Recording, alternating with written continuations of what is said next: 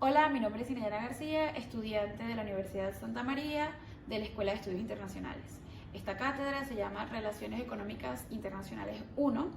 En este caso les voy a hablar un poco acerca de lo que es el nuevo orden luego de los acuerdos de Bretton Woods. Antes de hablar un poco acerca de los acuerdos de Bretton Woods, me gustaría hacer una breve línea del tiempo para entender un poco mejor el contexto. En los años 1870 se instauró lo que era el patrón oro clásico. Eran monedas de oro que se usaban como medio de cambio, unidad de cuenta y depósito de valor. Un poco más tarde se instauró lo que era el patrón oro cambio, donde se imprimían monedas respaldadas por el oro. Luego sucede lo que fue la Primera Guerra Mundial o la Gran Guerra, donde los países involucrados tenían la duda de continuar con lo que era el patrón oro clásico o el patrón oro cambio. Sin embargo, tras la Primera Guerra Mundial, las economías se vieron debilitadas, ya que los grandes costos de la guerra y las consecuencias que esto dejaban debilitaron muchísimo las economías. En 1922 ocurre lo que es la Conferencia de Génova. La Conferencia de Génova fue celebrada en Génova, Italia. En esta conferencia se abordaron temas de importancia como lo fueron los problemas de la crisis económica a nivel global, la hiperinflación que existía y las consecuencias posguerra. Esta conferencia sentó las bases para crear lo que fue el Fondo Monetario Internacional, el Banco Internacional, cosa que instituciones que años más tarde ayudarían a crear las bases para la creación de estas instituciones. Sin embargo, la Conferencia de Génova no funcionó, o digamos que no tuvo una solución a los desastres que dejó la guerra. Un poco más tarde, en el año 1939 a 1945, tras la Segunda Guerra Mundial, fue un conflicto global que se dividía en dos ejes. Estaban los aliados por Estados Unidos, Reino Unido, la Unión Soviética y potencias del eje como Alemania, Italia y Japón. Tras la Segunda Guerra Mundial, las economías se vieron aún más devastadas y aunque la impresión de moneda era más, ya no existía un respaldo en oro que diera liquidez para hacer un respaldo de las economías a nivel global. ¿Qué queremos decir con esto? Pues el oro es un mineral que puede llegar a agotarse. Ya para ese entonces, después de la Segunda Guerra Mundial, muchos países, sus reservas de oro habían quedado devastadas. Tal ejemplo de esto fue Europa. Luego de la Segunda Guerra Mundial, tras la devastación de las economías a nivel global, Estados Unidos fue una de las economías que se potencializó, se maxificó y bueno, a finales de la Segunda Guerra Mundial, que fue en 1945, se ocurrió en 1944 lo que fue el Acuerdo de Bretton Woods. Fue un acuerdo internacional que se llevó a cabo en julio de 1944 en Bretton Woods, New Hampshire, Estados Unidos. Fue un plan diseñado para establecer un nuevo sistema económico financiero mundial después de la Segunda Guerra. El acuerdo sentó las bases para la creación del Fondo Monetario Internacional y el Banco Internacional de la Reconstrucción y Fomento, que más tarde se convirtió en lo que fue el Banco Mundial. El propósito principal del acuerdo de Bretton Woods era promover la estabilidad económica y evitar la crisis monetaria que habían afectado gravemente a la economía mundial durante la Gran Depresión de la década de 1930. Los líderes de 44 países participantes acordaron un conjunto de reglas y procedimientos para regular las relaciones económicas internacionales. Estos son los aspectos claves de los acuerdos de Bretton Woods. Era crear el sistema de tipo de cambio fijo. Bretton Woods propuso insertar el dólar como moneda de respaldo, pero que su valor estuviese anclado al precio del dólar. Para esta época, el precio era $35 por onza. Se creó también el Fondo Monetario Internacional como una institución para supervisar el sistema monetario internacional y proporcionar asistencia financiera a los países miembros en caso de crisis económica. Su objetivo principal era promover la estabilidad cambiaria y evitar las devaluaciones competitivas. Un poco más tarde se crea también lo que fue el Banco Internacional de la Reconstrucción y Fomento, también conocido como el Banco Mundial, con el propósito de financiar proyectos de reconstrucción, desarrollo económico con países devastados por la guerra. El Banco Mundial se convirtió en una fuente de financiamiento a largo plazo para proyectos de infraestructura y desarrollo. Otro aspecto importante fue la cooperación económica internacional. Los países participantes se comprometieron a promover la economía internacional y eliminar las barreras comerciales y monetarias que habían contribuido a la Gran Depresión. También otro aspecto importante fue el sistema de la regulación y supervisión. El acuerdo también estableció mecanismos para regular y supervisar las políticas económicas de los países miembros. Los países estaban obligados a proporcionar información sobre sus políticas monetarias y fiscales. El FMI, es decir, el Fondo Monetario Internacional, está autorizado a brindar asesoramiento y emitir recomendaciones para promover la estabilidad económica a nivel global. En pocas palabras, el Acuerdo de Bretton Woods fue un hito histórico en la economía internacional, ya que estableció un sistema de tipo de cambio fijo respaldado por el oro, creó instituciones como el Fondo Monetario Internacional, el Banco Mundial y fomentó la cooperación económica entre los países.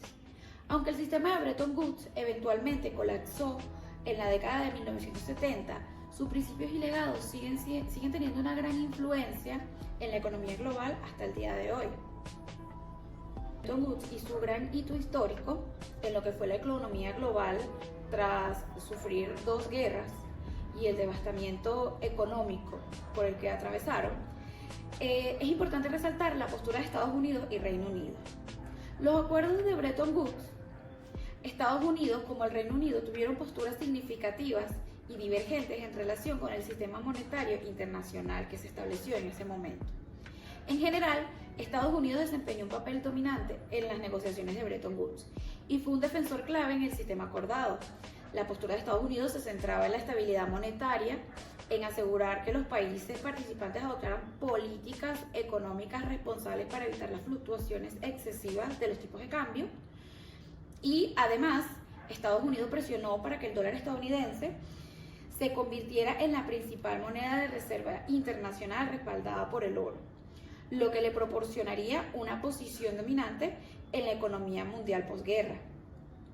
Por su parte, Reino Unido desempeñó un papel importante en las negociaciones de Bretton Woods, pero tenía una postura moderada en comparación con Estados Unidos. El Reino Unido estaba interesado en garantizar el sistema monetario internacional que le permitiera la estabilidad económica y financiera por sus propios intereses, para proteger sus propios intereses, incluida la libre convertibilidad de la libra esterlina y mantener cierto nivel de autonomía política monetaria. Por su parte, es de gran relevancia mencionar las posturas de estos dos países, tanto Reino Unido como Estados Unidos, ya que siempre tuvieron como que una competencia en el ámbito económico global. Es importante remontarnos al año 1870 en la línea del tiempo para entenderlo. En esta época, el Reino Unido tenía el mayor auge en cuanto a lo que era el ámbito económico global. La moneda con mayor peso era la libra esterlina. Obviamente, ya luego, después de la Primera Guerra, la Segunda Guerra, va en declive su economía y, en cierta forma, la libra esterlina va perdiendo su valor y la moneda que se va posicionando va siendo el dólar. ¿De qué manera? Bueno, si ya entendemos lo que fueron los acuerdos de Bretton Woods insertó el dólar en lo que fue el mercado o la economía global, siendo esto una moneda de respaldo con su precio fijado al dólar, como anteriormente lo expliqué, y tomando un gran auge, ya que Estados Unidos luego de la Segunda Guerra Mundial se había vuelto una superpotencia y había maxificado lo que era su economía, incluso ayudando a Europa a restaurarse en cuanto a su ámbito económico y salir de lo que era la crisis que estaban atravesando en ese momento. Causas de la hegemonía del dólar. Como mencionamos anteriormente, los acuerdos de Bretton Woods establecieron al dólar como la principal moneda de reserva internacional respaldada por el oro. Esto otorgó a Estados Unidos una posición dominante en la economía mundial posguerra y estableció las bases para la hegemonía del dólar. En el año 1971, el presidente de los Estados Unidos, Richard Nixon, suspendió la convertibilidad del dólar en oro, lo que puso fin efectivamente al sistema de Bretton Woods. A esto se le denominó cierre de la ventana del oro. A raíz de esta acción se introdujo un sistema de tipo de cambio flotante y el dólar se convirtió en la moneda de referencia mundial ya que la mayoría de las transacciones internacionales se realizaban en dólares. El dólar se ha convertido en una moneda preferida para todas las transacciones internacionales, la inversión extranjera y la reserva de divisas de los países.